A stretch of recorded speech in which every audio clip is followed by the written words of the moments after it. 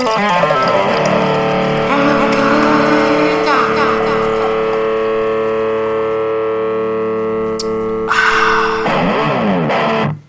back to Half Cut, the podcast where we get drunk and argue over pop culture. We're going to be doing a kind of a classic versus episode today, and I'm going to start us off. But first of all, Nick, what are you drinking? I actually need to go get a drink, but it's going to be around my Coke. That's it's weird because I asked if you were. That's strange. Because I remember asking if you were ready, and you were like, "Yeah, I'm good." Yeah, dude, I'm good. That's good. That's good. Cool. So, possible rum and Coke in the segment of in the future. That's cool.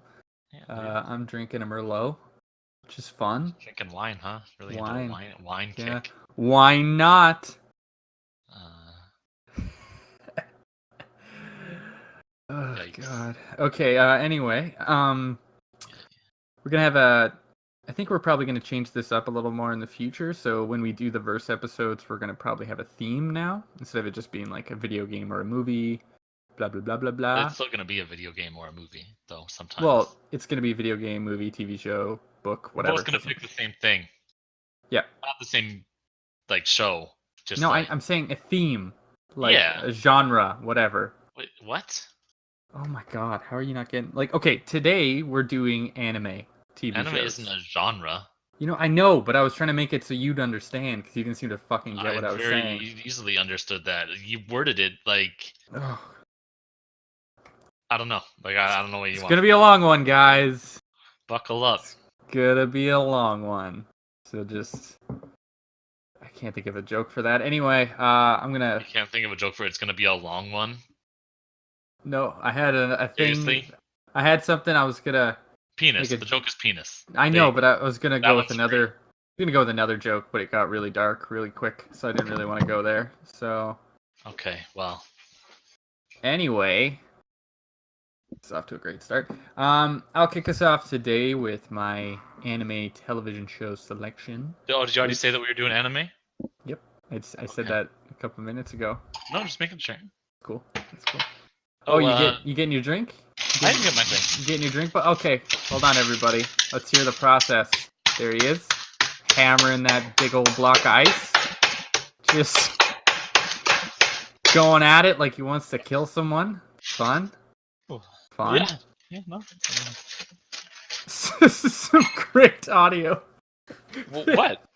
Just me rambling for 5 minutes, and then you just fucking around. If they've made it to what episode is this? 5. I think they're used to you rambling and me just fucking around. I noticed I say acknowledge a lot in the last one. Oh, really? I didn't notice that, but I'm glad you could acknowledge that fact. I think that takes a lot. I had to acknowledge that I say acknowledge a lot, and it gives me a lot of acknowledgement. So, it feels good. It feels good. There's a WoW joke in there, but no one's going to get it. No, so go ahead. Go ahead. We're already on a rambling tangent spree right now. What's your acknowledge level? All right, that was fun. Anyway, so I'm going to be doing today, my anime selection is Darker Than Black, which is a pretty awesome... Oh, was that the joke you were going to make about something dark? Earlier you said it was too dark. Is it darker than black? Is that... No, there's something there. There's something there. Okay. We're professionals, ladies and gentlemen. Professionals. That's how we do it. We're not a professional podcast. We're not getting paid at all for this, which I think is the definition of professional. Okay, anyway, my show is Darker Than Black, and I'll do a quick... I know how Nick loves these, but we're going to do a quick plot rundown. Oh, I love it. Oh, yeah. Okay, so the episodic anime, you're going to do a quick plot rundown. Yeah. So that people understand the concept of it. Right, okay. So, it's basically like a superhero television show, I guess you could say. But in the show's timeline, 10 years ago, a spatial anomaly known as Heaven's Gate appeared in South America. And following that, we got Hell's Gate in Tokyo, altering the sky and wreaking havoc on the landscape. So a bunch of weird shit started happening. The stars in the sky disappeared, and they were replaced by fake stars, which is weird. And I don't really understand that myself, but it happens. Oh, you mean like Paris Hilton and... Yep. But a fake Paris Hilton. Yeah. I don't know if you can get faker than Paris Hilton already Paris is. Hilton is a phenomenal movie star. She's amazing. And Is she? her singing career is that her thing? Is movies? On the edge. Huh. Yep, that's what she's famous for. Wow, I thought she was famous for True Grit. Remember True Grit? Yeah, I do. Yeah, she's the gritty old man. It's pretty good makeup. Pretty good. Do you know The Revenant? Yep. She was actually the bear in that one. Oh, and the bear? I thought she played the lead. Yeah. No, it was Leonardo. So she was in a Leonardo DiCaprio suit in that movie and in a bear suit? Now, because you get taken this to a weird place that I'm just not... Interesting. Not comfortable with in general. That's fine. Anyway, Go back to your thing. So the stars disappeared. We got a bunch of fake stars. And then these people started appearing called contractors. So they are our superhero people. A bunch of people with supernatural abilities and talents and whatever. They have Nothing. No, I was going to say, I don't think they're really superheroes. I'm just... Okay, they have powers. Right, okay, yeah. They're not really heroic. They're usually pretty shitty people. So it's kind of the thing, I guess. But each contractor that appears, they get a corresponding fake star up in the sky, which reacts to whatever they do, basically. Which I don't really understand how they read those in the show, but they've got away. I always assumed it was like radiation or something. Like, like seeing a star, like gauging the radiation or something. I don't think they ever show that, because I think they're just looking at it through like telescopes and shit. But that's kind of always my... Seems like it'd be difficult to figure out. Theory. Yeah, that's probably why they needed that specialized equipment and shit. Yeah. So, people that are contractors in the show, they basically... I don't know if it's every one of them, but they all usually seem to lose emotions. And they are very logical and rational type of people. They seem kind of cold-blooded and whatnot, and they're pretty horrible. Pretty murderous. Kind of like mercenaries or assassins and stuff like that. So the one cool thing I like about the show is that to get these abilities, they have to come into a contract, I guess, and they have to pay a price every time they want to use their abilities. So there's some people, like there's a guy, I think in the first episode, that whenever he wants to use his like levitation ability or anti-gravity ability, he has to like break a bone in his body, and he like just destroys his finger, and it's like really gross looking. It's really cool.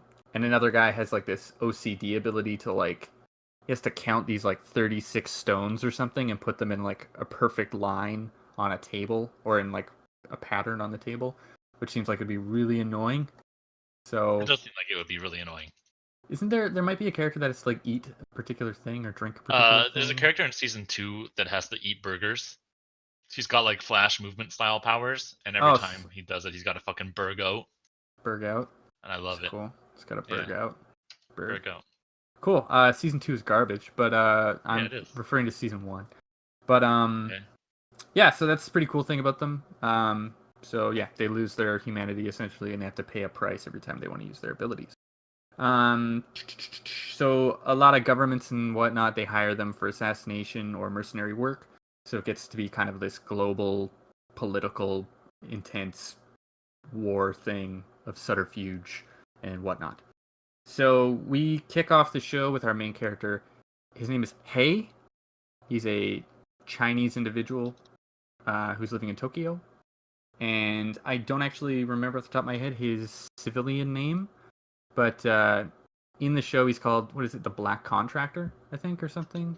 It's like the Black Reaper or something, I thought. Yeah, so darker than black. But yeah, he's our main character, and he wears this kick-ass black trench coat with this sweet little white mask with like a little purple line across the eye and a smile on its face. Mm-hmm. And he uses a knife with a wire cable? On it. Cable kind of thing. And it's kind of like a whip thing that he uses and grappling hook and whatnot. It's pretty cool. I think his outfit's really simple, and it's pretty nifty at the same time. And he's got electrocution abilities, I believe, is his contracting ability. Bugs, get out of my place. I think it's just like electrical discharge. Yeah, which he can use through the cable wire thing and the knife to kill people. So yeah, he's our main character who kicks off the show. And also we have... Hold on, I got her name written here. We have Misaki Kirihara, who I believe is the chief of police or something. She's like a detective who's been studying and following these people, and she's trying to figure out who this individual is, the Black Reaper and whatnot. So that's basically the plot rundown of the show. I'm not going to get too far into it because it's pretty cool. It gets into a whole kind of crazy resistance, people destroying the city and governments attacking each other, and pretty wild. There's some pretty cool displays of power, I'd say, that I haven't seen in anything before. Like there's a What kid... do you mean by displays of power? Displays of power? I don't know. I was trying to word like it he cool. just like shows him like he. Sorry, uses of power. Of power. Whatever. Like there's a kid who has a bunch of rubber bands, and you know, like when you fling a rubber band off your finger at somebody, right? It like reaches like supersonic speeds and just like tears through a guy's head. Like he uses it like a gun, which is pretty cool. Mm-hmm. And then there's another guy who has like, I think he can attribute it to any object he touches, but when you see him in the show, he's got like a couple seconds of screen time. He like rolls a basketball into like a bunch of enemies, and it just like opens a black hole kind of a thing, and just like it's a bit racist, but well, what? No, it's like black hole basketball. Okay, I guess you're gonna go there. That's cool. Well, I mean, that's the example you used. Well, I'm at a loss for words. I'm at a loss for words. I just think anime tends to be sometimes culturally insensitive with stuff like that.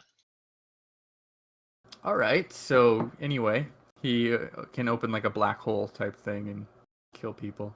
So right, it's pretty cool. Yeah. So yeah, that's cool show. It's a pretty nifty show. Is there any characters or anything you remember from the show at all? I remember the show pretty vividly. I feel like you probably remember it better than me, I guess. You're an anime nerd. I was pretty into it. It was a cool show. Weeb. Got him. Got him. I can go home. The show's over, folks. All right. So, what were you gonna say stuff? No, dude, it's your thing. Go through do your thing, you know. Well, that's the initial plot rundown. My thing was like I was gonna do this and then ask you if you had any favorite characters or any interesting powers that you wanted to go through. I liked. Oh boy, he had the ice powers. I think his name was like November 11th. I think it's synced up with Remembrance Day, and he could freeze things, and whenever he did, he had to smoke a cigarette, and he hated smoking. Like he just like he would. It was funny to me because he'd smoke, and then someone else would smoke, and then he would like call them out for smoking.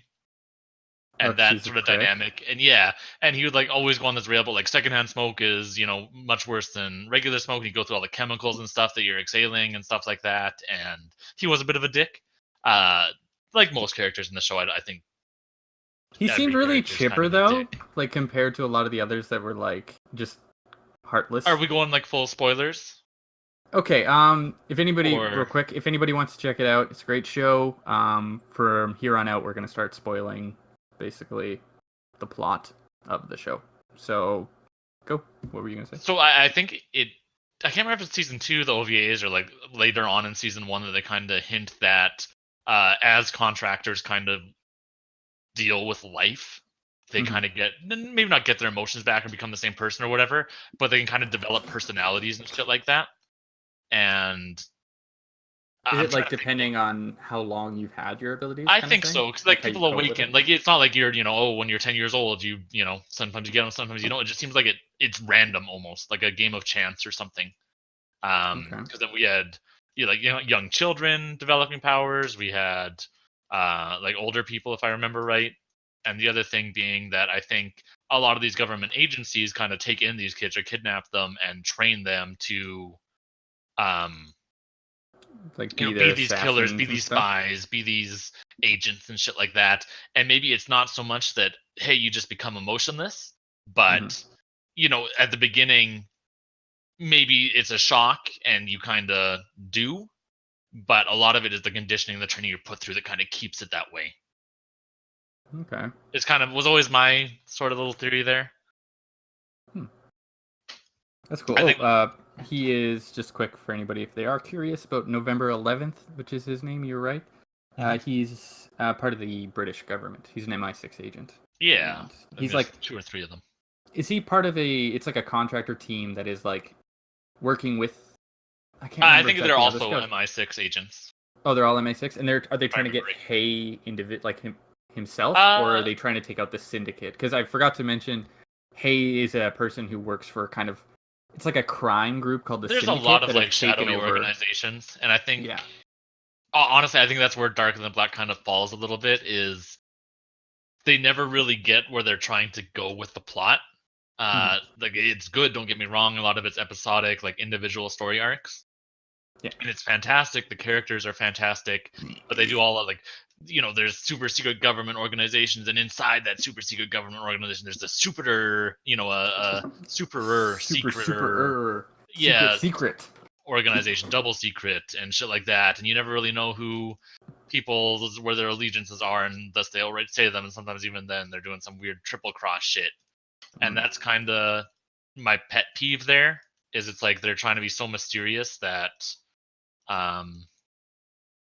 it gets kind of convoluted. It gets convoluted, and they don't really get to where they're, Yeah. I feel like Dark Than Black never really ends because it's always just like weird plot threads still hanging and shit like that. Well, see, yeah, I guess I haven't really got very far in season 2, so I don't know where that actually goes.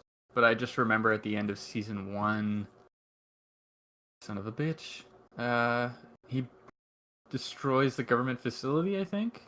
Yeah, something like that. I think they go beyond into the zone or whatever. Because there's one in Brazil and one in Tokyo. It's like Hell's Gate and Heaven's Gate or something. Yeah, Heaven's Gate's the one in Brazil, and Hell's Gate is the one in Tokyo. I think they get close or into Hell's Gate at the end of season 1, and shit goes down, and just a ton of shit happens. Because the show, I believe, starts off in the first episode. I think it shows people trying to get close to the Hell's Gate.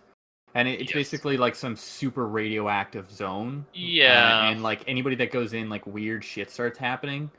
And is it like they just die, or just like is there something in there that's trying to kill them? Because I couldn't never remember what exactly happened with that. I think a lot of times they just die. And there's definitely, I think, like some like nuclear weapon type analogs or themes here. About like the power of nuclear stuff and nuclear reactors and stuff. It's just kind of the vibe I got. I'm not really basing that on a whole hell of a lot other than, the vibe. But yeah. And I think it was either a combination of radiation or I'm struggling to remember. I think like people just got nosebleeds and then they died. Okay, because I remember like a dude at the beginning was like freaking out, wondering where his like teammates went or whatever, and he's like losing his shit, and then they just like, we lost the whole team, sir. And it's like, well, send in another. Like it's just another day at the office, Yeah.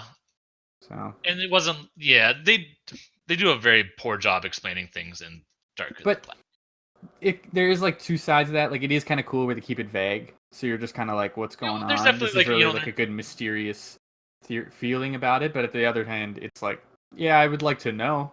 Yeah. Eventually, I want there to be a payoff. Like if it's just mysterious for the sake of being mysterious, to me that's dog shit. Like there needs to be a payoff, and I get that there's times where they don't outright say, here's this huge plot dump where I'm going to tell you exactly everything and go into super detail. Like I get that that's not always a good literary, way to do it and shit like that. Yeah, it can sometimes be like too much. Like to do like huge plot dumps, and I get that sometimes it's stuff like it makes a story better when stuff is left unsaid and just hinted at or left up in the air. But Dark Than Black feels like they go way too fucking far with that shit. Is my personal opinion. Okay. Nope, go on. I kind of get the vibe that they thought of like cool shit, and then they never really like followed it through to its natural conclusion and shit. Especially with season 2 and stuff like that. Well, there is a manga that I've never read it, but it went into like apparently like a year after, I guess, after the first. Season. And there was 4 OVAs. That also did that. Okay. They go into Hay escaping with Yin because I think there's like a little bit of a relationship develops there between Hay and Yin in the series, and he escapes with her, and then Is Yin the girl in the second one? No, Yin's the white-haired girl in the first season. Oh yeah, sorry, I forgot to mention to you entirely. Yin is the girl. Do you remember what they're called? Dolls, I think they're called. Yeah, they're like these type of girls that they're not really human. They're not really alive, I guess. They're alive, but they're not like real people. But they are these kind of doll-like people that work with contractors. So they're real people. Like, were they people beforehand? I thought they were just like they came about after the gate incidents. I'm trying to remember how they're made or how they came to be, but I think that they are people, and then real they became people? Somehow how they be. Okay, well they're dolls, I guess, and they work with contractors. They're kind of like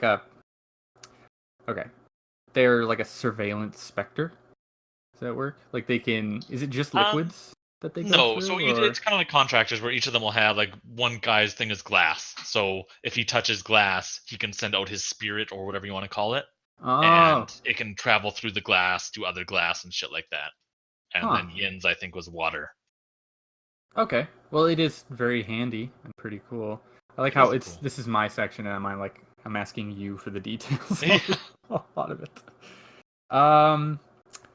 Yeah, so what was I gonna say? Okay, so there is a cool thing. Spoilers, obviously, we're in spoiler territory.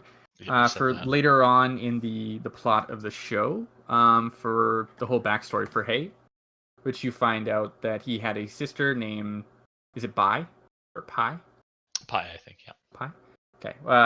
He had a younger sister he took care of.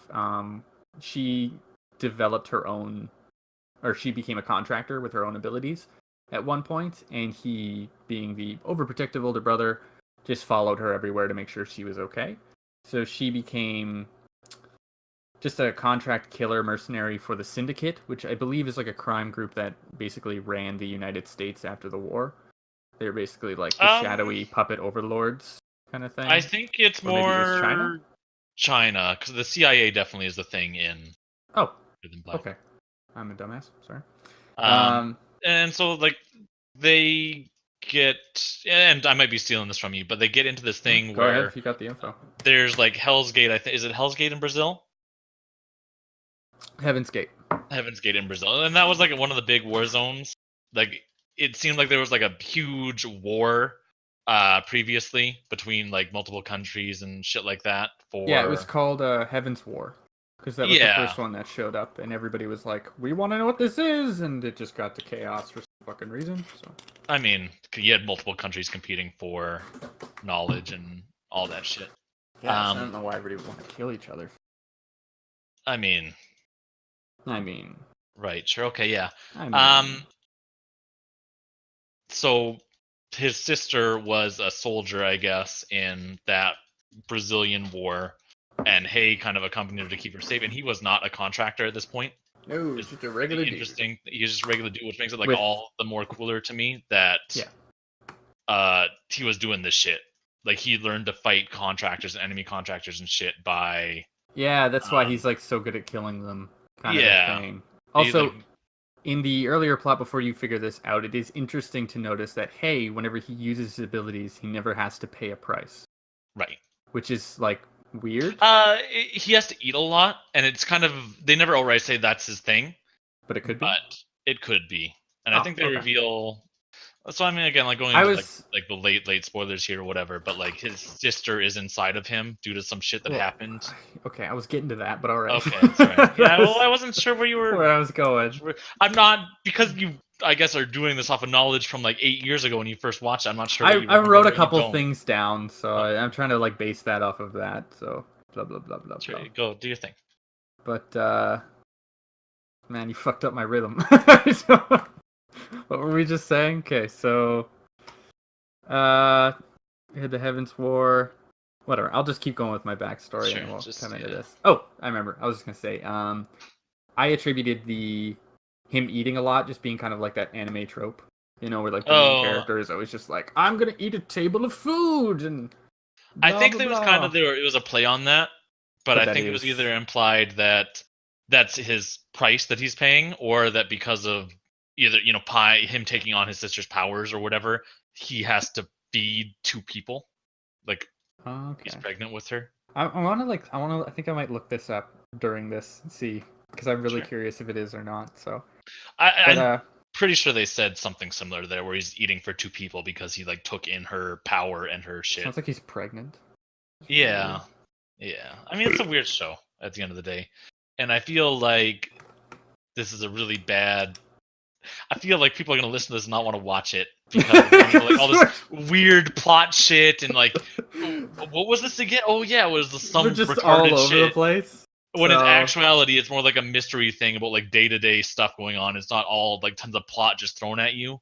It's like they built this world. Here's this guy. Here's the things that happen around him, and it's not just some huge wild adventure that goes on for 30 episodes. A lot of them are like 1 or 2 episode arcs where it's a self-contained story in this world they've built. Mm-hmm. Which is pretty unique. Cool. Yeah. So, and I said that at the beginning. I'm like, hey, spoilers if anybody wants to watch this show, go check it out. And if you're already this far and you're mad at us, that's your fault. Okay. I mean, I don't care for not watching. Like, just doing like a quick Wikipedia check before you. Yeah. Me or them? You. Me? Why me? Because you don't fucking remember half this shit. I do. I said we're doing spoiler stuff, so we're getting into the main plot. Like, we're getting into the end game and everything. So you say that like you've got these notes, concise notes of exactly what you want to say as we like stumble over each other's words. I have that. I'm like, fuck up. Wrong. Let Nick tangent for approximately 5 to 15 minutes, and then jump in with food fact. So, food fact, huh? Food fact. That was the trope about. Oh. That was about him eating. Yeah, and then I even have like Nick's rambling anger about me running plot, getting shit wrong. Yeah. Okay. Well, I have a segment coming up where Nick either has to go to the bathroom or hack off some more ice for his drink. So that's gonna be fun. I try to do both at once. I take the Ziploc bag with me to the washroom. I can see you just standing. Well, yeah. Then any extra ice that I don't need just goes right in the toilet, so I don't dispose of it or anything. Weird. Why don't you just put it back in the fridge? I mean, I could, I guess. It'd be kind of weird, though. Okay. You just keep your ice, like, just sitting in your living room? No, it's in my freezer, but I take it out. Why?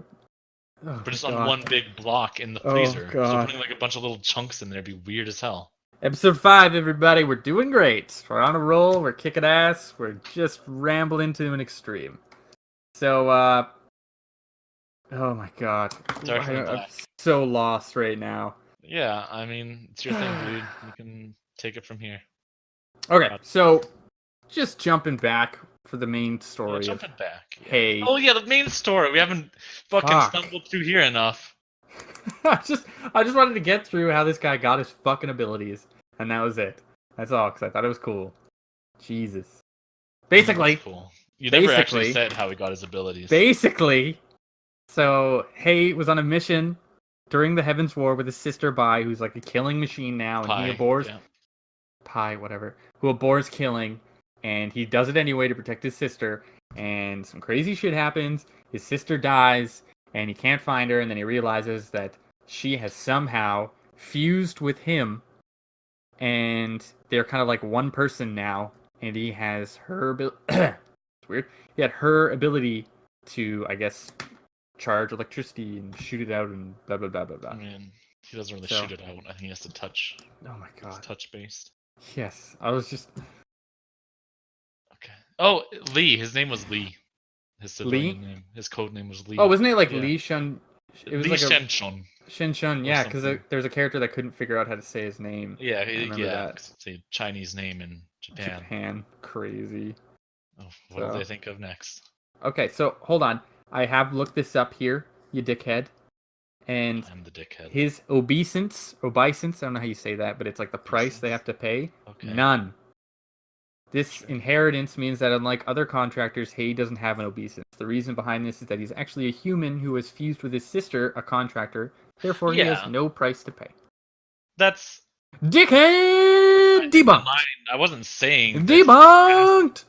Pay it. I was saying Nick is a dumbass. Everything he says is wrong. Because he absorbed her powers, he's consuming that much more energy.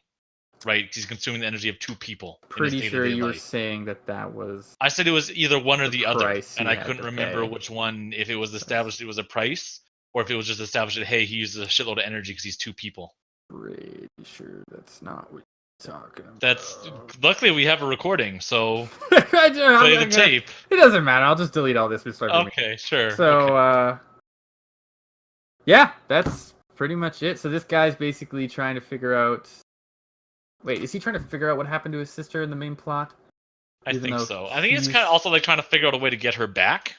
Because he thinks like she's part of him, so she's still kind of alive or something. He is part of her. Well, yeah, and she's like understanding what happened in general.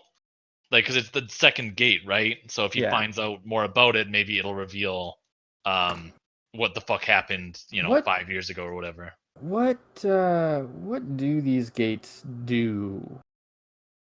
I don't fucking know, dude. Like, like, is it ever properly stated? Not to my knowledge. Really, I don't remember it ever being stated how they occurred, like any of that really shit. Good at this. Really. I mean, it's your thing. It's not a we thing. No, it's both of us. You've seen the show, so you're I have, but you sprung literally in 2009 or whatever when it fucking came out. I don't care to look that up, so I'm just gonna go with your right. So. Thank you. That's very nice of you. Yeah, well, no problem, man. So I guess I don't really have a lot more to really say about it. It's criminal that you're doing Darker Than Black and not talking about the music in Darker Than Black. Oh, sorry. It's been a while, man. It's been a while.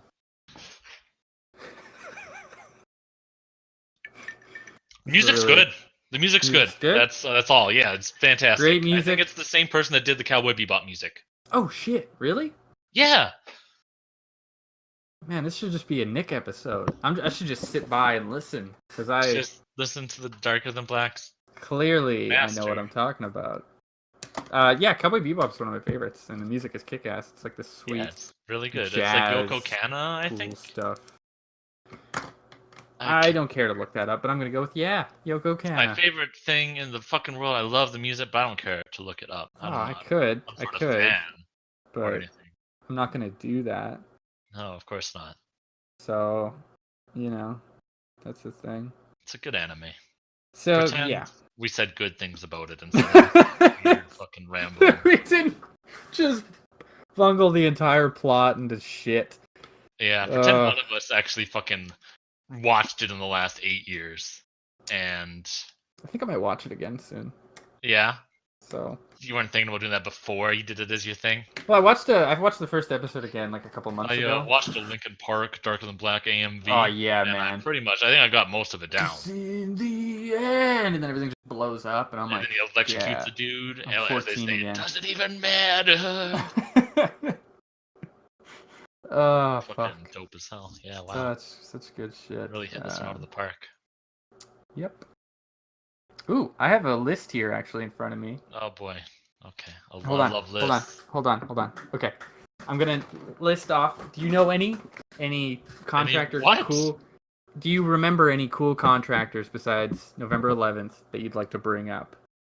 Oh, Burger. I have the entire list in front of me, so I was gonna name off like a couple that are really cool.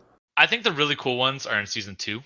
There's a guy he's a magician, and he like his cloak or whatever. Magicians have a cloak.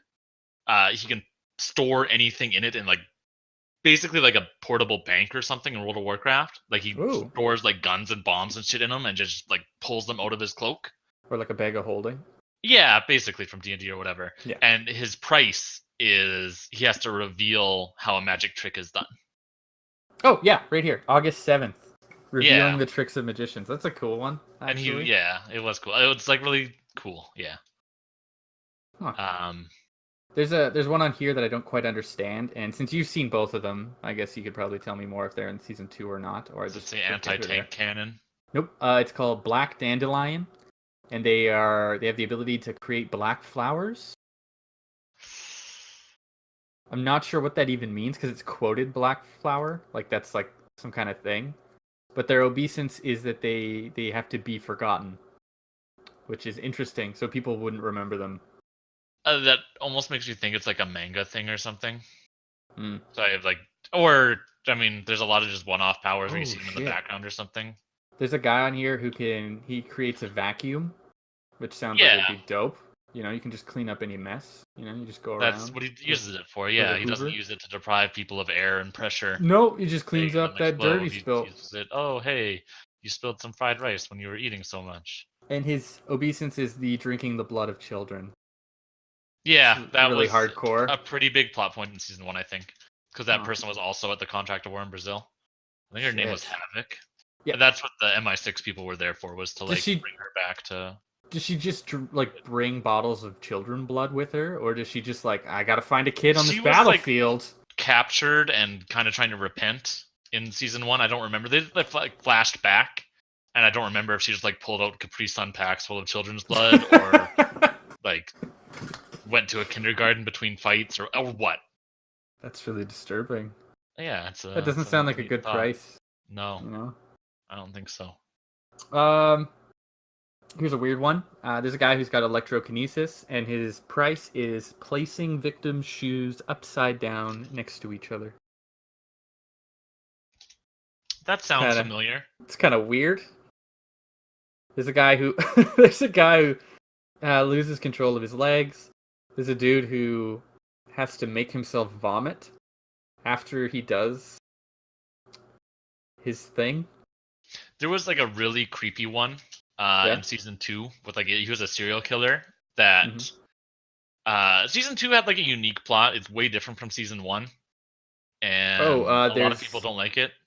I'm not a big fan, but the main character in that one mostly because it doesn't really follow Hay anymore because he's my favorite Hay's character. Definitely there. Yeah, but he's not the main character. It's that girl who can like definitely a main summon a gun out of her chest. Yes, well, her necklace, I think. Oh, what? Okay. She has it was meteorites. That's what the gates were. And she had like a meteor shard necklace that gave her that power or whatever. He was a serial killer in Russia that like murdered young women, and then when he got that contractor power, they basically like forgave his crimes and made him an agent. Yeah, because they basically like, hey, you got superpowers, you're gonna join us, you're gonna do stuff for us. You're more of an asset than whatever. Who cares if just you kill a serial killer? Women. Yeah. What was his contract? So his power was like reducing oxygen to the brain, and his payment was drawing, and he would like draw his. It was really creepy. He would like Ilya Sokolov.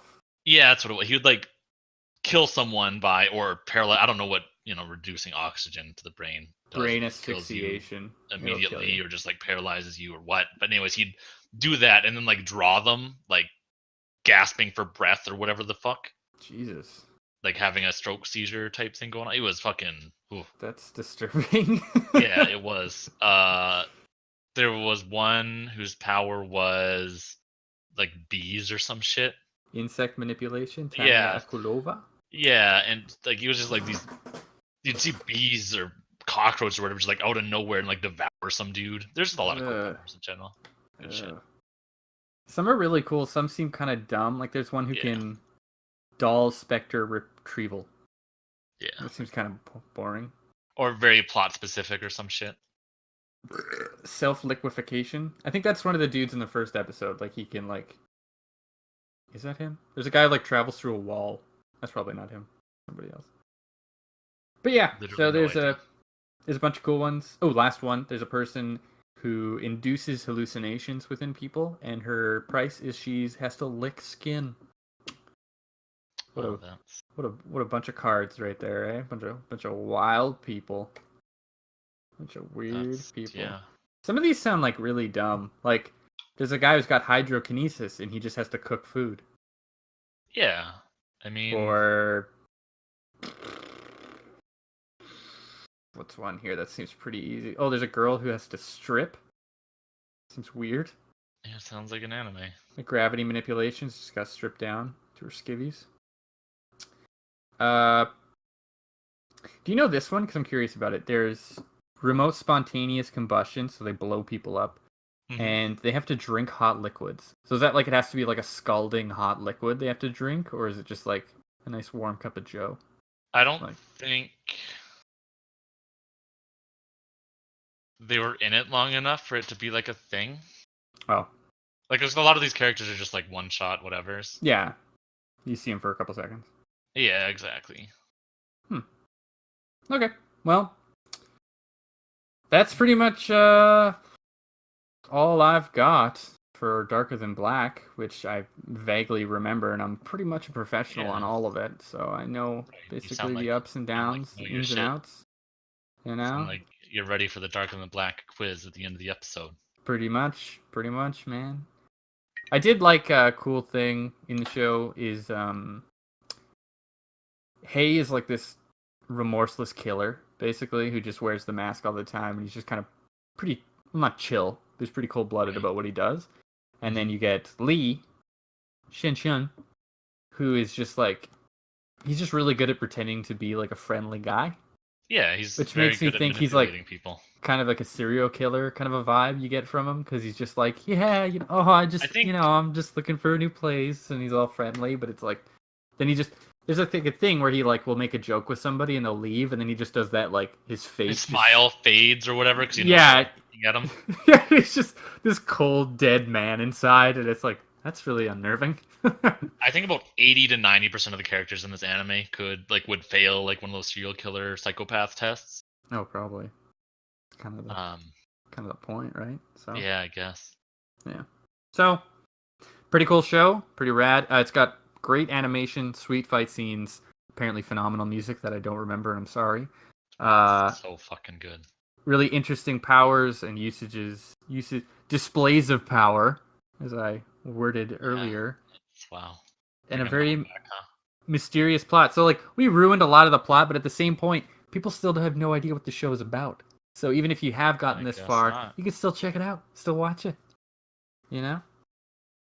Get on it. What are you waiting for? Yeah. I wish we had like a sponsorship from like Crunchyroll or something, so we could just like, you know, put that in, and yeah, that would have worked really good. Pitch that one to him. So I'm gonna have a couple drinks, drink my Merlot. I'm gonna ramble incoherently about an anime I saw once 12 years ago. I'm gonna swear a lot. You give me something in exchange for this value that I'm adding to your brand. We know what we're doing. Yeah, we know. I've got an audience that I can count on one hand. Next episode, I saw 2 episodes of Sailor Moon in 1994. Let's get into it, everybody. That's gonna be my fucking critique. It's gonna be my dissertation here. Hold on. There is an interesting thing about Sailor Moon. Did you ever watch that show as a kid? Just because it was like on TV? No, what? No, of course not.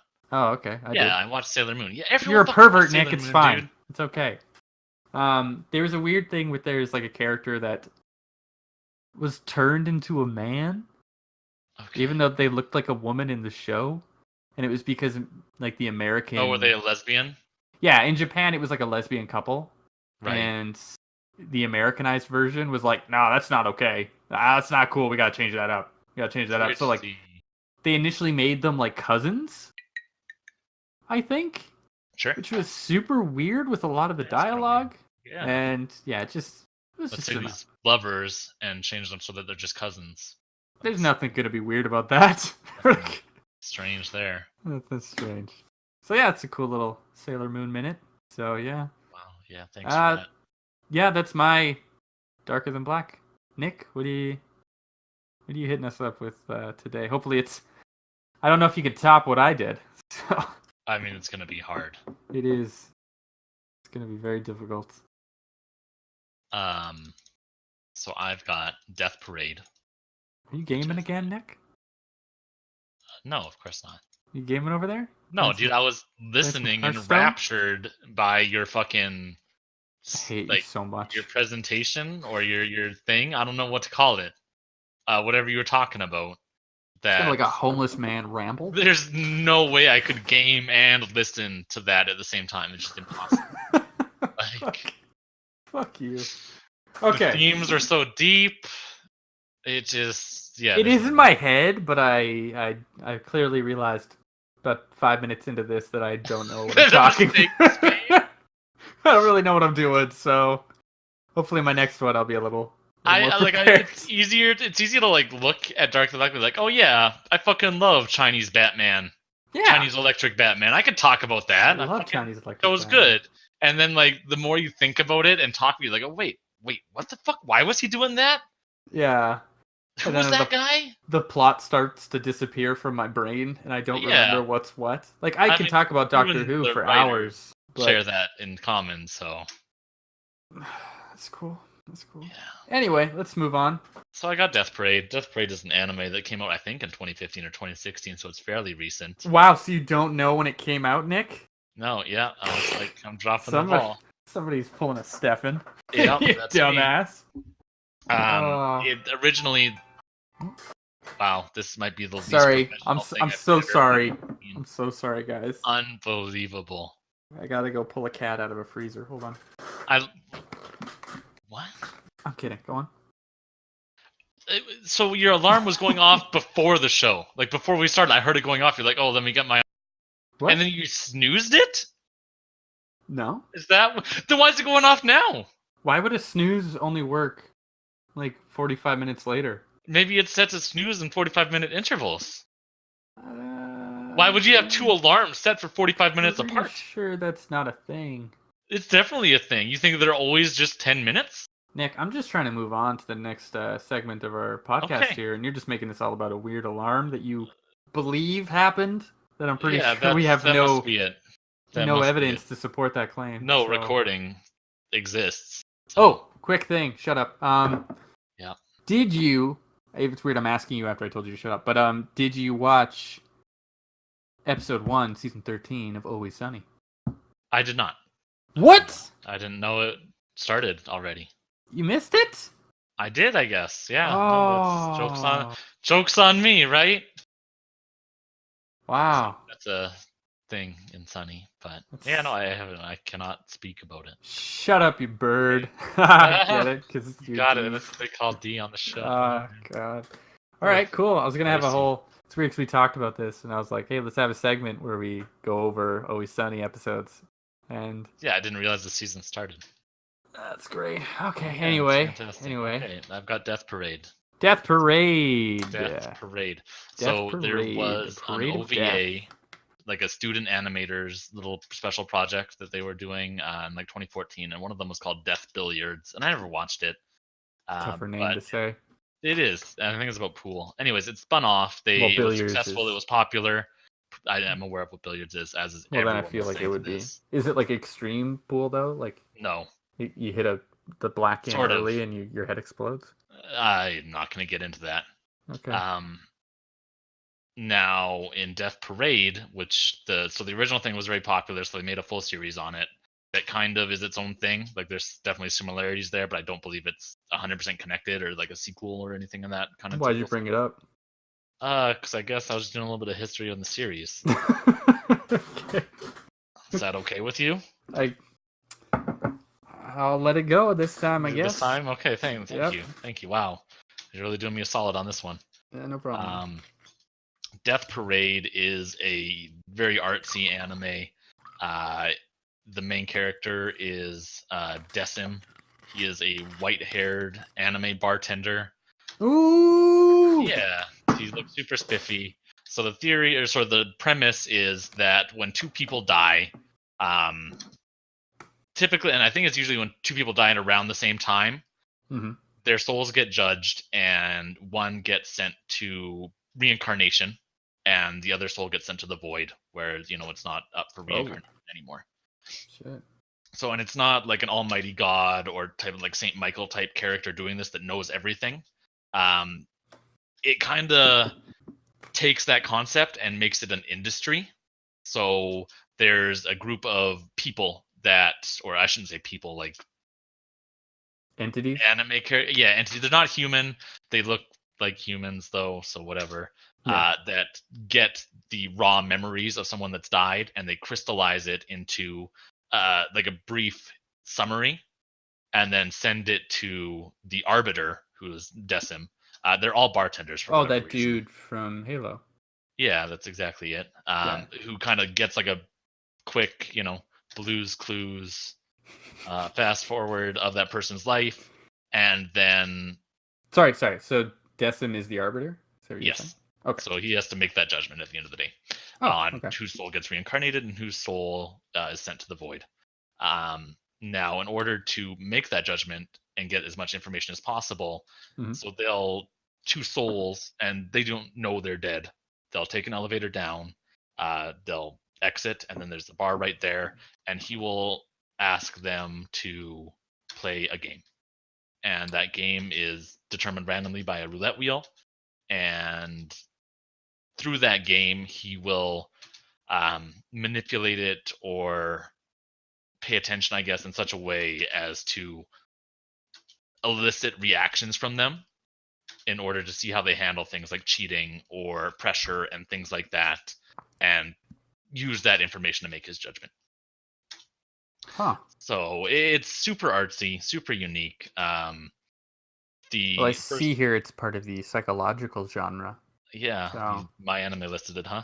Yeah, I wanted to look this up, and I remember seeing this and being like, I should check this out. This looks cool. It's really good. And then Darker Than Black turned on, and I'm like, hell yeah, strap me in. Was this 12 years ago? Just put that Mountain Dew into my veins, baby. I feel like you saw like a commercial for the Darker Than Black race set, and we're like, yeah, I can fucking do this. I can wing it. It's Electric Batman. The whole thing, I was just looking at Wikipedia, and I'm like, okay, yeah. just so he's a guy. Oh yeah, I couldn't tell. It turns out you were wrong about his obeisance. Obeisance. Oh, and by the way, it is bi. Probably is it bi? Whatever. Yeah, I don't it care. said it on the Wikipedia. Thanks. To get that last word in, huh? I would imagine it's probably pronounced obeisance because I'm gonna guess the root there is obey, as in something. That makes way more sense. Than... Right. So going back to my thing in my segment. Fuck's sake, somebody. Usually, so it's a thriller. There's a lot of twists, a lot of, the person that came down that elevator that you might have originally thought was nice, and the other guy seemed like a bit of a dick. Turns out that roles flip very quickly when they're put under pressure. Like he's a dick because his daughter died or something, or stuff like that, and maybe he's just being a bit more real, and the other person's actually a super dick, and they're just trying to be manipulative because that's how they work. Psychopath kind of thing. Like or a sociopath. Yeah, exactly. Some of the games they'll play are usually they're versus games of darts, where each segment on the board is one of your opponent's like organs or parts of their body. Ugh. And the more points you score, like the more pain is inflicted. Okay. And so you can see how they handle stuff like that and try to game the system and stuff like that. Really fucked up. So, do these people realize that it's like a fucked up... That it's limbo, basically? Yeah, like when you start throwing darts on a board and some guy's like fucking liver explodes, like maybe this isn't a normal... So when they get there, they don't know that they're dead, and they also don't have any memories. So it's just kind of like they're just in an elevator. They just wake up in an elevator. The elevator opens. Boom, there's the bar. Bartender says, "Hey, you have to play a game.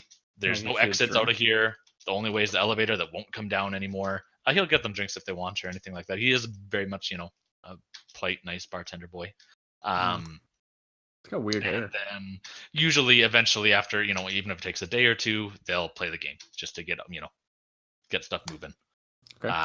And then at the end, it's they usually realize that they're dead as their memories start to come back to them throughout the game, just because usually that pain or the things that they're doing kind of jogs that old noggin. Yeah. So do some people, they don't just like immediately start the game? They just like they sit there and be like, "Hey, let me out," and they're like, "Nah." Instinctively they realize that this is fucking weird and they want to leave. And he just he doesn't say like you're trapped or anything. He'll just say unfortunately, I can't let you leave until you play the game or whatever.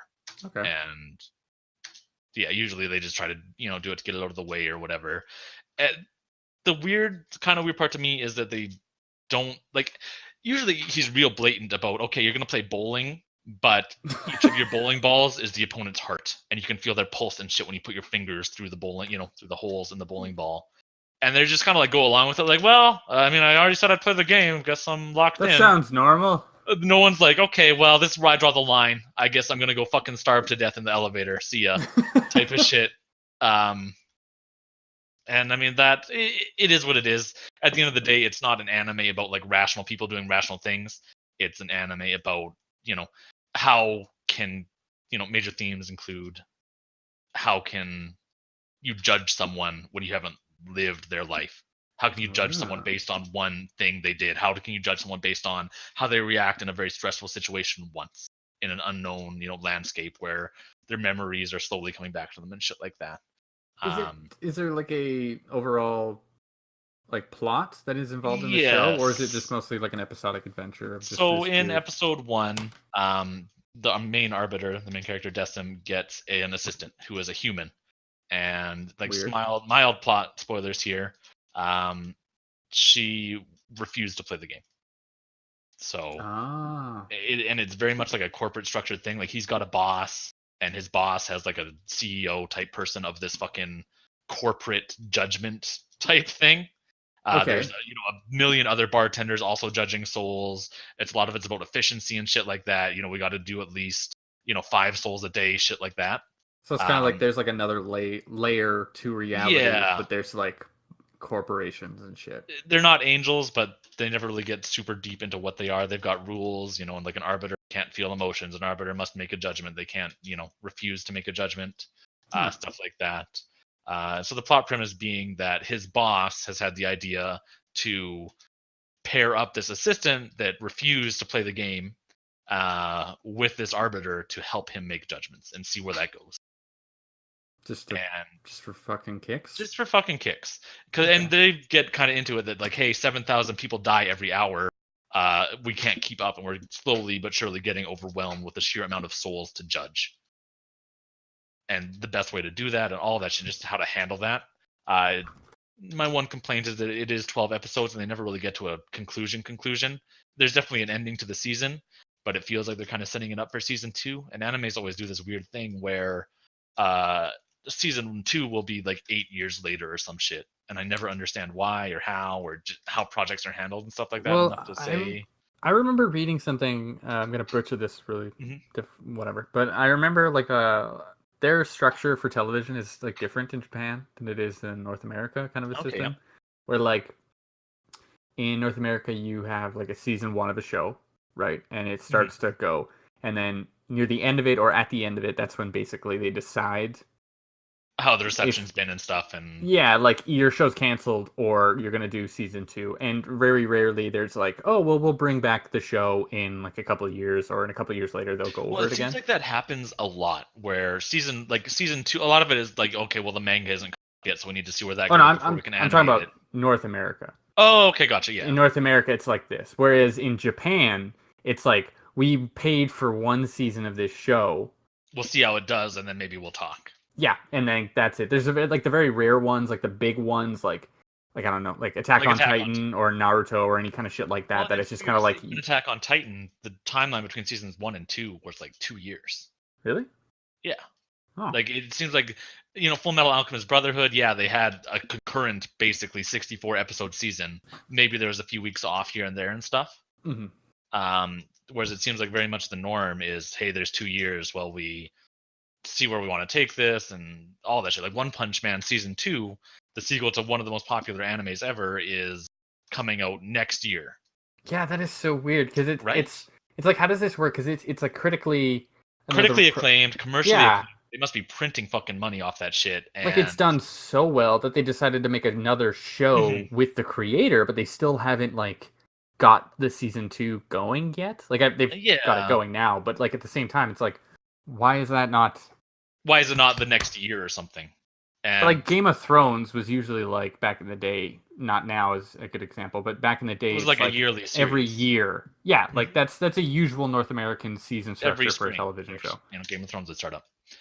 And I don't know if it's just the nature of animation, where they always need a project on the go. They can't fucking wait to see how this is going to do and keep everyone on standby. They need to be animating something else and something else. And maybe there's a queue, and I'm sure there's a ton of it, and I'm sure I'm getting a ton of stuff wrong, but that's kind of maybe one thought there. Oh, so kind of like they'll do this show, and then that's like, since they've already got 8 shows yet, next.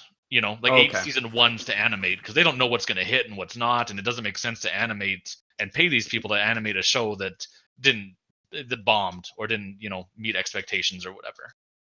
So they've got to keep people busy. They can't just say like, okay, everyone's laid off for 3 months, so we see how Death Parade season 1 does, and then maybe we'll bring you back on in another 3 months once we see where we want to do a season 2 type of stuff. Okay. I'm sure a lot of it I can see that actually working. Yeah. Either way, Death Parade. Slide it in. So. Yeah. One of the most fantastic things about Death Parade, in my opinion, is the opening, and I'm gonna link you something here.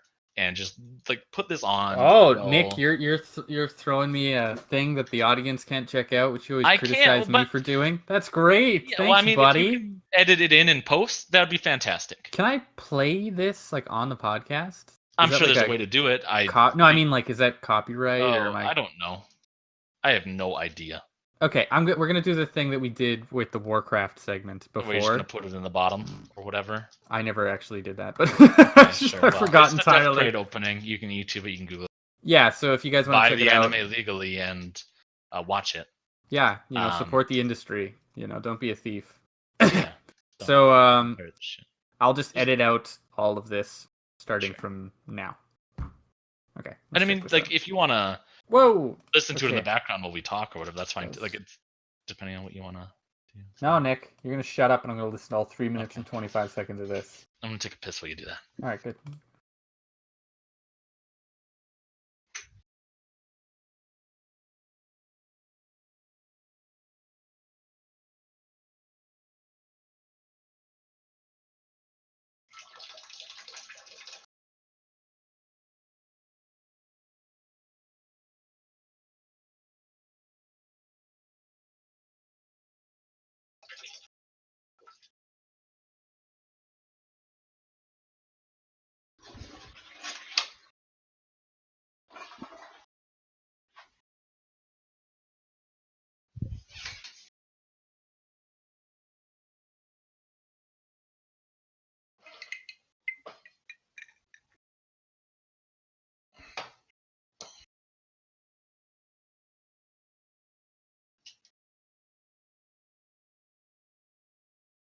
Holy shit.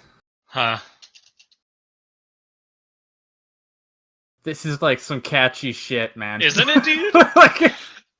I'm so mad right now because this is like blowing me away. It's fantastic. Like the style, the flair. Okay, I think I watched the intro. It just keeps the song going. Yeah, they just kind of play some other shit over to keep, get that full 3 minutes out. Some catchy shit. Right, dude? Alright, I'm gonna pause it. Sure. I can't. It's okay. It's too catchy. I know. And we're back now. Okay, shit. Right? That intro is really good, actually. It's just fantastic. Like, even just the song by itself. Usually, like... Yeah, the song's really good. Usually J-pop or J-rock or whatever, I'm kind of hit or miss, but... Yeah, that's the thing about anime intros usually for me is I don't care. It's usually the same kind of repeating bullshit. Like, it's like some dude walking, and there's leaves flowing, and then there's somebody's face in the background, and it's just really intense music. They're walking to the right. Yeah, and then there's like a face, and somebody just standing. It doesn't matter. But, yeah. This is very unique. It's very interesting. I can see the similarities you were mentioning about Cowboy Bebop, where it does seem kind of similar to that. That was Dark in the Black, my dude. What? Dark in the Black had this. Oh shit, you're right. Sorry. Yeah.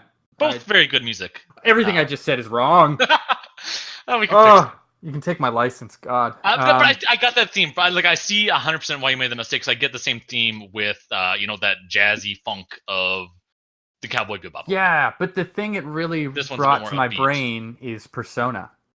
Yeah. That's what I think of immediately when I see that. And like the music too, it's like this upbeat, cheery little thing with interesting characters, but it's like kind of a fucked up concept. It is. So God damn it, Nick. It's so good. Like, it's honestly definitely one of the best animes I've seen in the last few years. I should not have done anime for our theme. Yeah, I was kind of listening out. I was like, you want to do games or what? This is kind of like your domain. On this. I'm a master of this domain, dude. I know. You are the weeb. So. I am the weeb. Yep. I am the weeb. Pretend I said that in like a Batman typey voice. No. Okay, well. Can you do a Batman voice? That was my try. Like, where's Rachel? Now say I'm a weeb, but do it like that. Hold on. I'm a weeb. It's too much. It's good. Where's the weeb?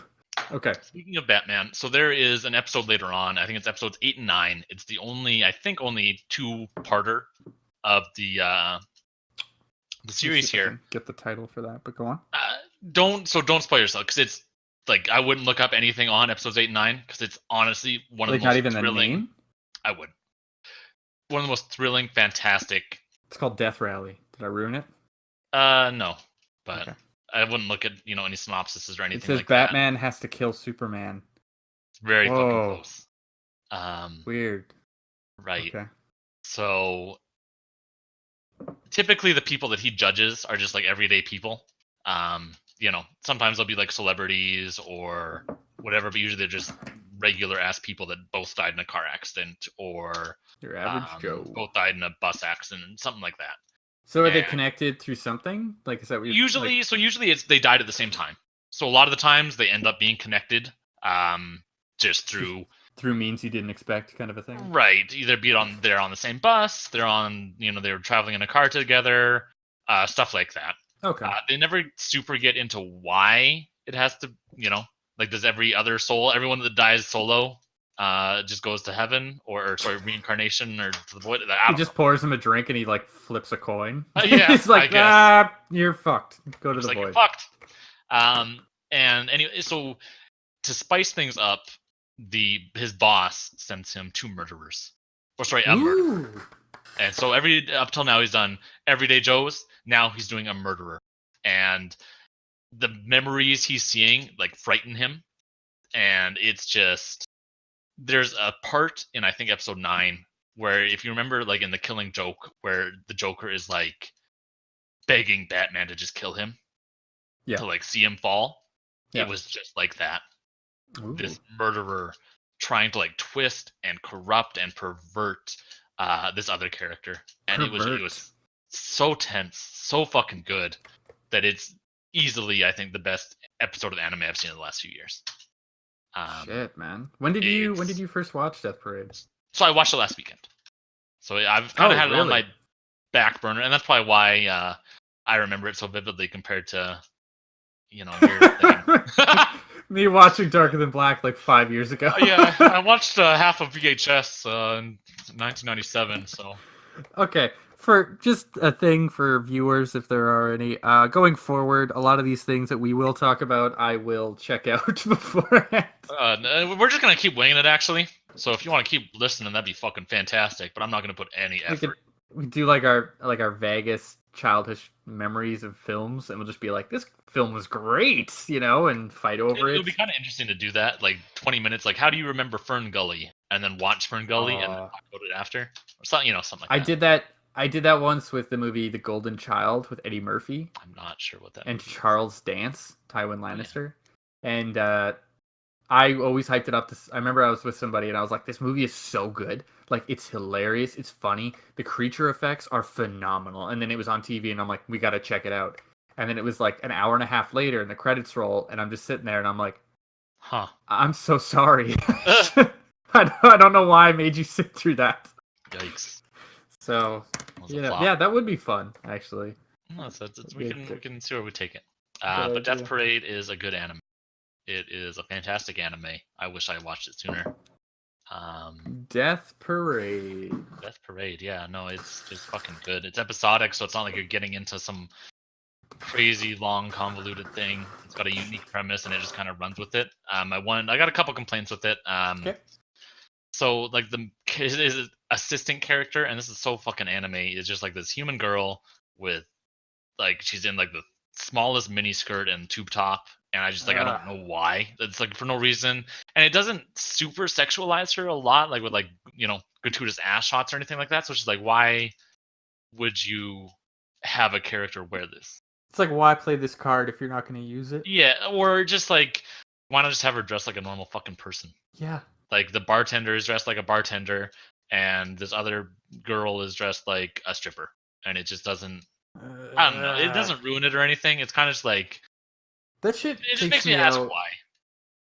That shit just takes me out usually. Like there's And I mean, there's there's a show that came out a while ago, which is really weird, mm-hmm. and people hyped it up online about how like it was really cool. And I looked it up, and the art style was pretty nifty, and the concept was like kind of like those MMO world Right. concepts. And it seemed like a really cool show, so I checked it out, and it's called No Game No Life. You Oh know that yeah, one? yeah, Yeah. I So watched like, it. I watched the first 2 minutes of that, and I couldn't get through it because like That one's like incredibly gratuitous. Like that's, I mean, there's parts that are just like 100% softcore porno.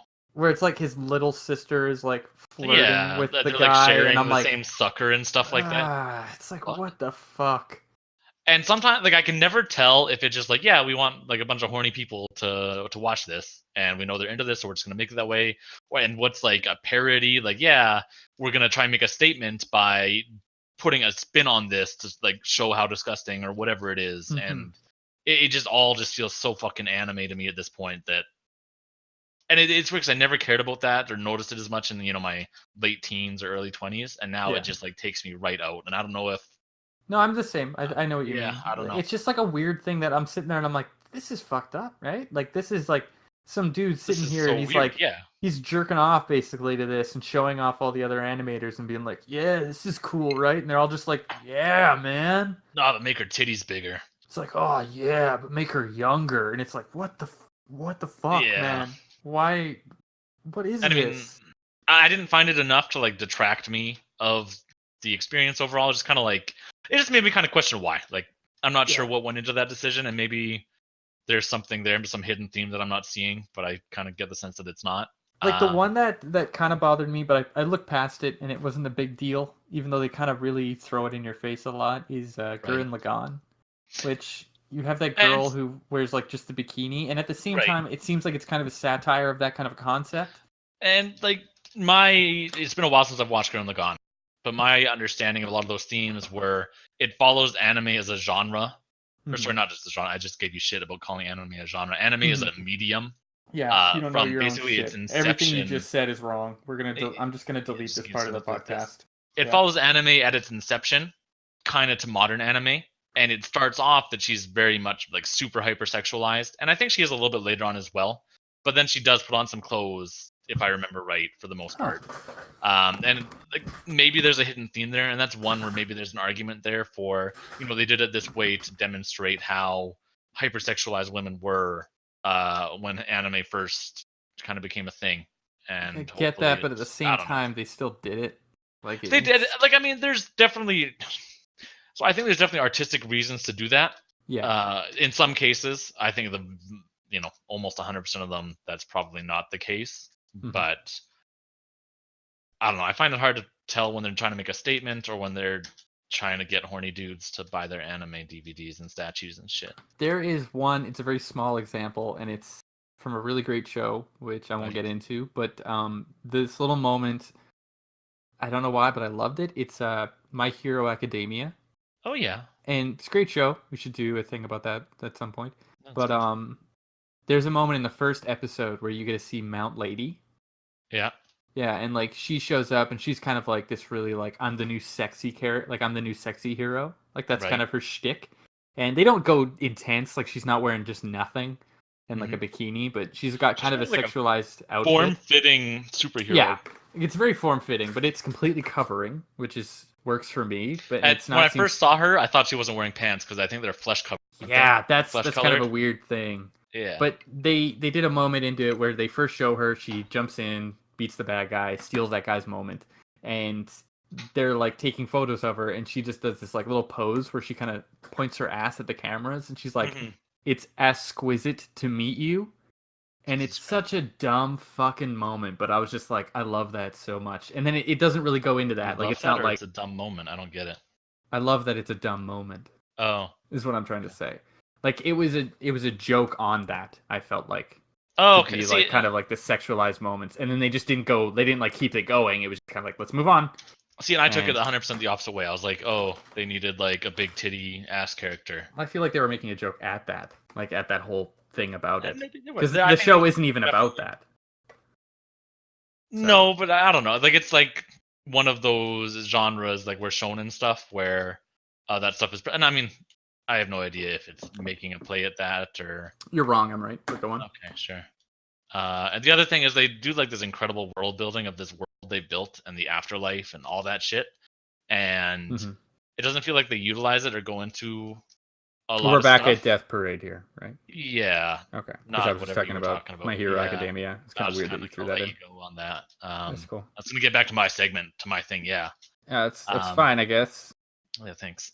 Permission granted. They're called death games, by the way. Your little things that the people do. The games they play are actually called death games. Wow, thanks. Yeah, I know. It's kind of a big thing. It's written really in capital letters here. Here, so... huh? Man, I've got technology. I'm going to use it. Doing it to it, huh? Okay, no, that's. Man, I don't even need to do anything. I'll just read this world, bro. They've got this world that they built up, and there's still other stuff that's not explained. And it's very typical of anime where it feels like they don't think things through 100%. Like, okay, you've built this fantastical like premise and you don't go all the way with it, and that's kind of a little bit. It almost feels like just like a missed opportunity to explain a bit more or whatever. And I mean, at the same time, I get that it's a bit artsier, and maybe they just wanted to tell this story and show these characters develop and that kind of stuff, and didn't want to get into this huge world building. See, I think I said something kind of similar to this earlier, but I do like that actually in a show or a book or something where like it's both sides. I really like where they have that. Like they have a ability to show off this great world, this great concept, and then all you see is a small segment of it, like a little snippet of it, right? And that's it. And to me, I really like that because it kind of builds up your own version of what's going on or your own kind of fill type in the of blanks thing. Yourself. Yeah, and I think that's really cool. But then that other part of me, like you're saying, is like, I want to see where this can go. Like, what else can you do with this? What else is going on? And I want to know everything. But I feel like that's not the point of the show, from what you've told me. So, like, I can see both ends of that. It's definitely character, and I'd say it's character driven for the most part. And again, very one episode arcs. There's 1 2-part episode, I think, maybe 2. Okay. But then it just kind of like reverts the status quo after everyone. Yeah, exactly. Okay. They'll introduce new characters and stuff like that. Kind of, they do build up the world very gradually. Like the first episode, it's just him. People come down. He does his thing, and then they add more characters and more stuff into the mix and reveal more on the plot for sure. But a lot of his little bits and pieces until maybe the finale. Okay. That sounds pretty goddamn dope. It's fantastic. It's really sounds pretty dope. Okay. Do you have any closing statements for Death Parade? Watch Death Parade. It's on Crunchyroll. Subscribe to Crunchyroll. Or check out Crunchyroll if you use the link. God, I wish that'd be so nice. I like get the promo code half cut. Half cut. 10% off your next subscription. I don't think we can legally say this. We'll cut it out then. Someone's gonna try that actually and be like, "You fucking guys." You owe me 10% off a subscription to Crunchyroll. So like 70 cents. 70s? Yeah, 70 Like, okay, it's not a big deal. Okay, yeah, and our 30,000 fucking viewers all do that, and then hey, we'd be famous at least for 30,000 people. I guess it's not famous, but it's something. Probably not in today's day and age. It's a good anime. Watch the anime. It's one of like the least gross animes I've seen in a long time. That's always hard to find. It is. It's especially nowadays. I feel like there's just, and I mean maybe this is like a different segment entirely, but anime over the last few years feels like more like derivative and creatively bankrupt than any other. Yeah, like I remember when Sword Art came out. Oh, and then there was like 8 other animes afterwards. There was like, hey, here's character as he gets trapped in a video game. What's he gonna do? Here's a dude who's trapped in a video game, but he has one thing that no one else does: a smartphone. And it's like, I don't care. What? This concept is stupid. Like, fuck off. You've milked it. You've killed it. Yeah. So let it die. See, I'm cool with hyperviolence, but when it comes to like over sexualization in my anime, it drives me away. I feel like there's a thing in there. Like I feel like there's a something American culture type psychological index card that I just need to fill out. So just cultural views, right? Yeah. I guess. Yeah, that makes sense. I guess because you show a dude, getting gruesomely murdered, and you get a PG-13. You show like half a titty, and you're at, an R. Yeah. Or 14A or whatever. 14A. Not do we have What is it in Canada? Is it PG-13? Do we have 14As? I think we have 14A. I thought it was just I think we have both. That doesn't make sense. You have PG-13 and then 14A. You go up 1 year. Yeah. That's kind of dumb. I thought it was PG-13 and then rated R. Maybe they got rid of PG. Like I'm sure this shit is adapted since we were children. And maybe like they turned PG-13 into 14A. Because I feel like PG shit can get away with a lot more nowadays than they could when I was a kid. So it's possible they just turned PG-13 into 14A. Here's a quick thing, and it's a total aside, but have you ever seen the movie Dark Shadows with Johnny Depp? No, with the vampire or whatever? Yeah, that movie is I never did. Fucking weird, man. Yeah, it seems like a weird movie. I believe it's PG-13, but like I'm going to do a quick notable weird moments about that movie. There's a part where he smokes weed with a bunch of hippies, and then he kills every one of them. There's a part where his psychiatrist, Dr. whatever, Helena Bonham Carter character, she goes down on him and gives him a blowjob. The fuck? Yeah, in like a kid's movie. And then there's this whole thing where they make a joke. I don't remember the joke. It was really dumb. But Ava Green's character, who's like a vampire queen or some shit, he like goes down on her on a couch, and they make like I think it was like a period joke. What the fuck? And I was just like, this is a weird film. Like, what? Are kids like okay with this now? Like that's really weird to me, man. Yeah, that's huh. And I might be wrong, but I'm pretty sure that he like made Helena Bonham Carter go down on him, which makes it so much weirder. Some kind of mind control thing. I may be wrong. It doesn't matter. The movie's strange. It seems like a weird movie. That was our Dark Shadows minute. Fun little comic. We're gonna have that every segment. Only. Yeah, good old Johnny Depp time. Okay, but Death Parade's good. Watch Death Parade. Good anime. Okay, maybe so be a season 2. I don't know. That'd be cool. I should check it out. But check it out. It's very good. Well, I was gonna check it out until you told me to check it out, Nick. The point of this podcast is to tell you to check things out. No, it's not. Yeah, it is. It's for me to win and you to lose. You've never won. You piece of garbage human being. You've never won. We're on what, episode 6? You've never won. Episode 5. 5. Well, okay, we've had 5 times. We've had What? We've had 2 episodes of the Versus content, and the other 2 were like half-cocked and critique. What was it? We had... Oh, fuck, you're right. Okay, I guess I've lost 2 of these.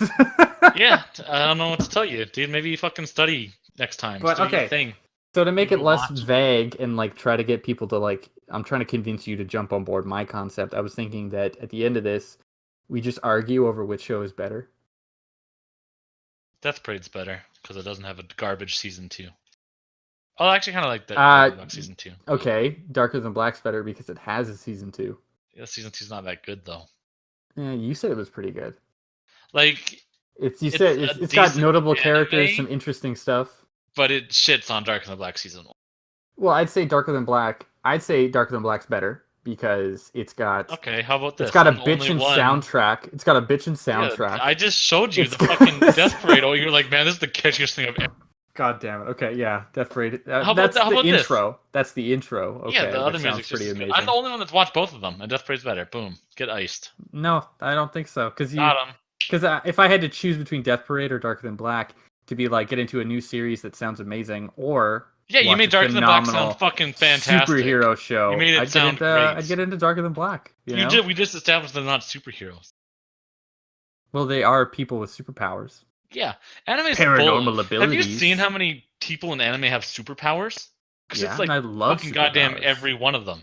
This is one of those rare shows where the people that have super abilities, it's like it works, like it's really good and it's unique. It's not like some dude who just shoots fire out of his hands or he's got super strength. So unique that Neither of us know how it fucking There's a happened. guy who is a serial killer, and he makes people's brains asphyxiate, and then he has to draw them as they're stroking out. Okay, that's one of my favorite characters, and I'm pretty sure it's pretty never amazing. seen season 2. You just said you haven't seen season 2. I feel like fucking I feel like you're gonna lose, and you just don't even realize okay. it's happening. That's put this one to the jury. Send this one to the judge, and we'll see where he goes, where she goes, where they go. Who's the judge? I don't know. Not you. Like, since it's my podcast. Well, it looks like I'm putting my foot down here, and your thing sucks. And Why don't our many listeners be the judge? Yeah, leave a comment. You can actually leave a comment on the hosting site that I use. So, what's the hosting site that you use? Podbean. I feel like if you're listening to this, you know what site it's on. Maybe you found it on YouTube when you end up putting this shit on YouTube. It's difficult to put this on YouTube, but yeah, I will put this on YouTube. How is it difficult to put this on YouTube? Dude, what am I missing? To convert it to a video file, it takes like an hour to just one episode. Dum-dum, just fucking record your computer playing it. That is the dumbest shit I've ever done in my life. Really? Just that shitty audio file of our podcast. That's like if I was just sitting in a movie theater with a camera and filming a film, and then people do that all the fucking time, and it's shit. It's garbage. Crazy? I feel like usually the audio don't look bad though. The audio's terrible. That's usually because there's other people there. What's our medium, Nick? What's our medium? What's our thing? Audio. Yeah, but if there wasn't other people, like if other people. Why did you go crack off some more ice with your block, Nick? You shut up. I cracked off enough for 2 drinks. Fuck you. Pouring a drink as we're talking about this. Yeah, because like I need one to listen to your shitty ass arguments. Okay. Death Parade wins. Peace out. I'm trying to figure out how to do this real quick. How to do what? Just put a fucking poll or some shit. No, I don't care. It doesn't matter. There's no prize. I know. But you gotta shit on the entire concept of our podcast, dickhead.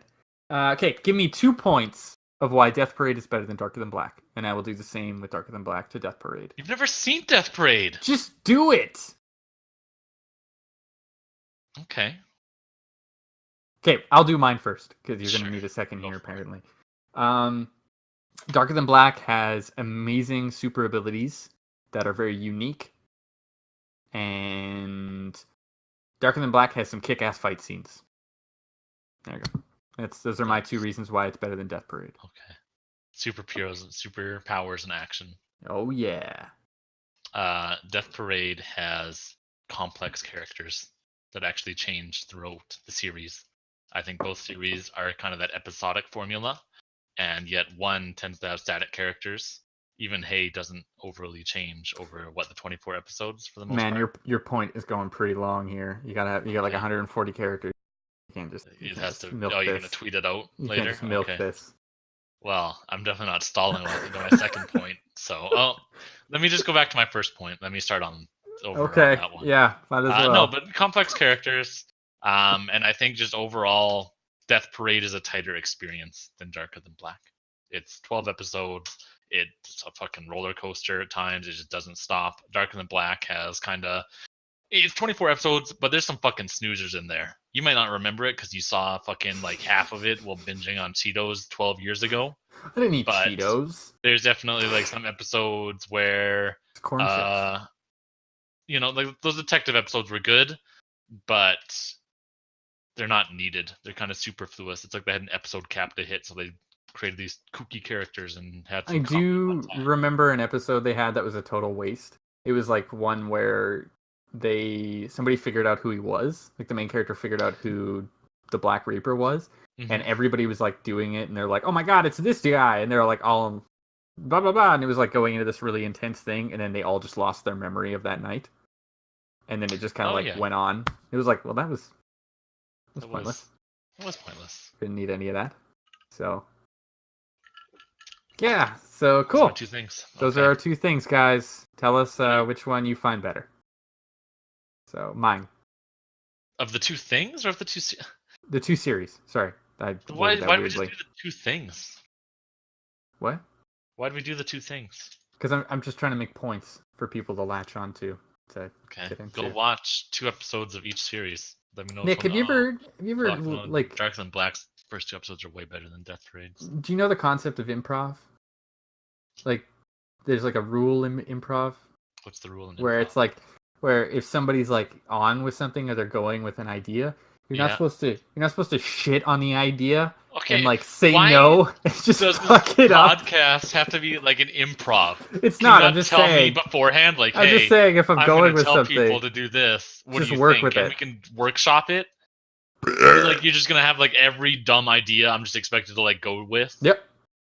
Like yeah, let's eat our own shit, our friendship, dude. Don't want to shit on your improv. Literally, let's eat our own shit. First rule of improv, bro. Enjoy your fucking turd sandwich.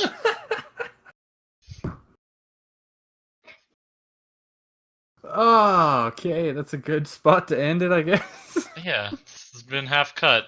Let's eat our own shit.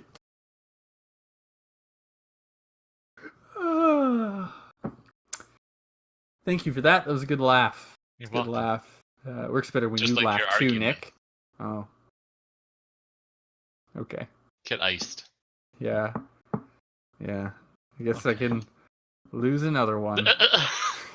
Just add another mark. Tally. I am on my arm, remember? No, I thought it was just like a joke. Oh, dude, no. It was? No, you're never gonna win one, buddy. Man, this hurts a lot. Oh no. I just passed out, you hear me hit my head on the table, and then you're just like, bud? Looks like I win again. Can you stop recording? Oh god. Okay. All right. So that's going on really long. Well, actually, it's one of our shorter ones. So no, I mean this part right now that we're doing right now. I know. It's the little extra behind the scenes for people if they want to listen this far. They're probably already tuned out about 30 minutes ago, so it's fine. No one's listening to this. I know. It's just me. I don't even post these online. I just sit in my room and I put them all on at once. So I'm gonna Google half cut Podbean and see if we're even on there. We are. There's one other podcast that went by Half Cut Comedy, and they have posted nothing, and they were created 3 years ago. So dude, I Googled half cut Podbean and we're nowhere on here at all. Can I just end this segment before you just fuck me up here? You just embarrassed the shit out of me. I mean, I'm not like trying to embarrass you. I just that maybe all right, guys. Advertise more. Before Nick cuts off my nuts and just throws it in my face, this was another amazing episode of Half Cut where we totally did not ramble at all and we knew everything we were talking about 100%. And I'm a professional. And I'm your host, Stefan. This is my co-host, Nick. And I even search Half Cut on Podbean and we don't come up. Yes, we do. Yes, we do. You dick, I've done this. All right, goodbye, everybody. That's my edit point. I'm so mad at you right now. I fucking hate you. Oh my god.